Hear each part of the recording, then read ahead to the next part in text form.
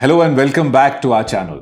मैं हूं डॉक्टर अरविंदर सोइन और आज हम बात करेंगे कैसे fatty liver actually liver cirrhosis का पहला स्टेप है। अगर आपको फैटी लिवर है और आप सोचते हैं कि ये सीरियस बात नहीं है तो ये वीडियो आप जरूर देखें, क्योंकि आज मैं बताऊंगा कैसे फैटी लिवर आहिस्ता आहिस्ता कर लिवर सिरोसिस बन सकता है, जो कि एक जानलेवा बीमारी है।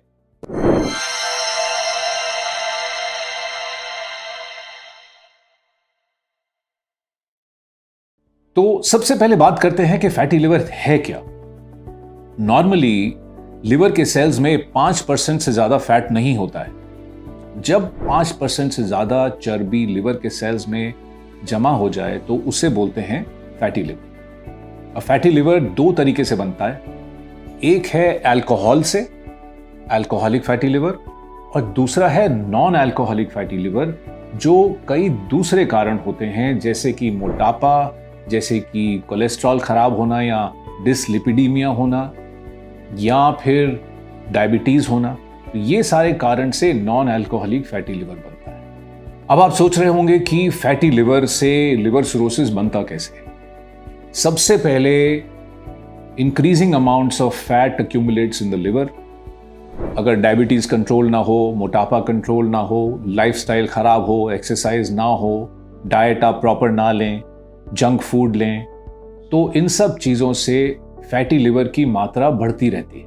10%, 20%, 30%, 50% लिवर फैटी हो जाता है। जब फैट ज़्यादा हो जाता है तो लिवर में इन्फ्लेमेशन आती है, जिसको बोलते हैं हेपेटाइटिस या स्टीएटोहेपेटाइटिस, यानी कि फैट से इन्फ्लेमेशन होना। तो हेपेटाइटिस की स्टेज पर जॉन्डिस हो सकता है, यानी कि आंखों का पीलापन हो सकता है। बिलिरुबिन वैल्यू जो एलएफटी का एक पार्ट है वो बढ़ सकती है। यहाँ पेन हो सकती है राइट साइड अपर एब्डोमेन में, और बाकी nausea, vomiting, lack of appetite हो सकता है। तो ये सारे सिम्टम्स हैं हेपेटाइटिस के। इसके बाद जो नेक्स्ट स्टेज होती है वो है सिरोसिस।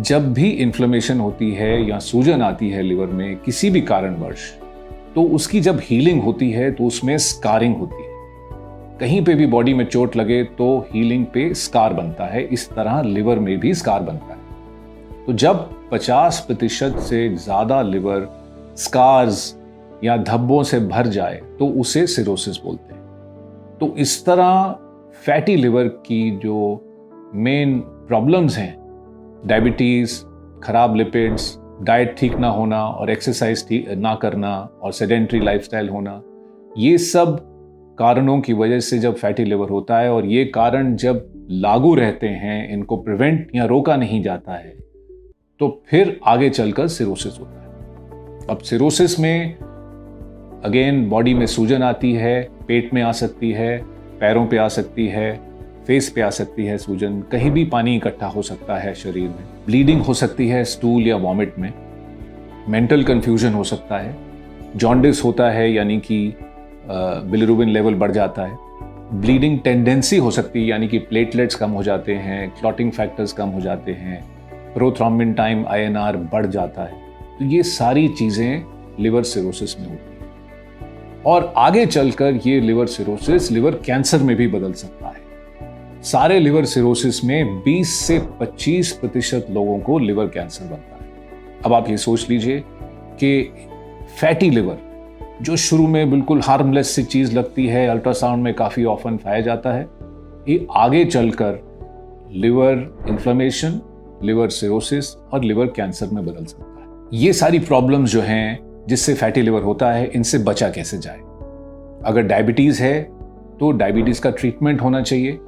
ट्रीटमेंट से कोई साइड इफेक्ट ज़्यादा नहीं होते हैं, लेकिन शुगर ज़्यादा होने से जो डायबिटीज़ में होती है बहुत सारे साइड इफेक्ट्स होते हैं, including fatty liver, heart disease, kidney disease, eye disease, brain disease. तो ये सारी चीज़ें ज़्यादा शुगर से होती हैं, तो डायबिटीज़ को कंट्रोल करना बहुत ज़रूरी है। दूसरा है मोटापा।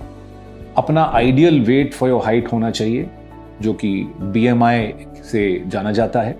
तो ideal BMI is 23, 24, certainly less than 25, और अगर 28 से ज़्यादा BMI होता है तो उसे फिर ओबेसिटी माना जाती है। और अगर 30s में चला जाए तो वो मॉर्बिड ओबेसिटी की तरफ बढ़ जाता है।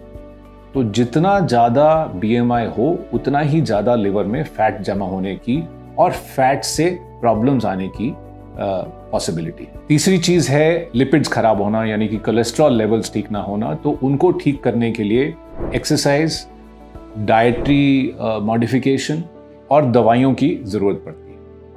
जो लिपिड लोअरिंग ड्रग्स होते हैं, कोलेस्ट्रॉल की मेडिसिन होती हैं, वो भी अगर लेना पड़े तो लेना ज़रूरी है, क्योंकि कोलेस्ट्रॉल और लिपिड्स को कंट्रोल करना बहुत ज़रूरी है। Then exercise, lifestyle and diet. तो ये सारी आइडियल होनी चाहिए। डाइट में हाई प्रोटीन होनी चाहिए और रिफाइंड कार्बोहाइड्रेट्स एंड फूड्स नहीं होने चाहिए। स्वीट कम से कम होना चाहिए, फ्राइड फूड कम से कम होना चाहिए, और ग्रीन लीफी वेजिटेबल्स, बीन्स, दाल, और अगर आप नॉन वेजिटेरियन हैं तो अंडा, फिश अच्छा है, ऑलिव ऑयल अच्छा है, और कुछ थोड़ी मात्रा में देसी घी भी अच्छा है। और ऑफ कोर्स अगर आपको ये सब है, अगर फैटी लिवर पहले से है, तो अल्कोहल तो आपको बिल्कुल नहीं लेना चाहिए। Then regular exercise which means 5 days a week आप एरोबिक एक्सरसाइज करें।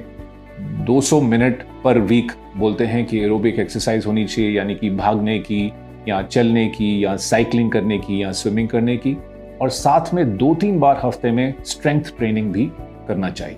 तो ये सारे नुस्खे हैं फैटी लिवर से बचने के लिए। तो आज हमने आपको बताया कि फैटी लिवर क्या होता है, इससे लिवर को क्या हानि होती है और इससे बचा कैसे जाता है।